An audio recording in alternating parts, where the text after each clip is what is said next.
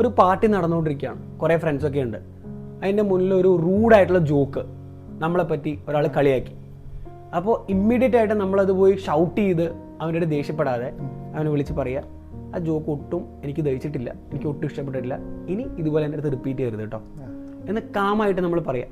അപ്പോൾ നമ്മളവിടെ നമ്മുടെ കാര്യം അവിടെ കമ്മ്യൂണിക്കേറ്റ് ചെയ്യുകയും ചെയ്തു, കൺസ്ട്രക്റ്റീവായിട്ട് ആ ആങ്കറിനെ യൂസ് ചെയ്യുകയും ചെയ്തു. ഇതെല്ലാം ചെയ്യണമെങ്കിൽ പ്രീഫ്രോണ്ടൽ കോർട്ടെക്സ് അത്രയും സ്ട്രോങ് ആയിരിക്കണം. പ്രീഫ്രോണ്ടൽ കോർട്ടെക്സ് സ്ട്രോങ് ഒരാൾക്ക് മാത്രമേ ഈ 6 seconds ഗ്യാപ്പ് കൊടുക്കാൻ പറ്റുള്ളൂ. ഈ അഡ്രിനാലിൻ റഷ് എപ്പോഴും ഉണ്ടാവുക 6 സെക്കൻഡിലാണ്.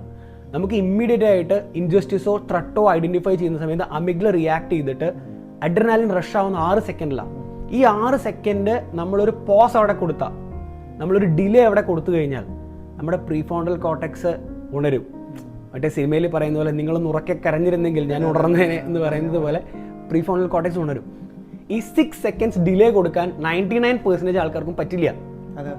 ഇൻസ്റ്റന്റേനിയസ് ആയിട്ട് ദേഷ്യപ്പെട്ടുകൊണ്ടിരിക്കും.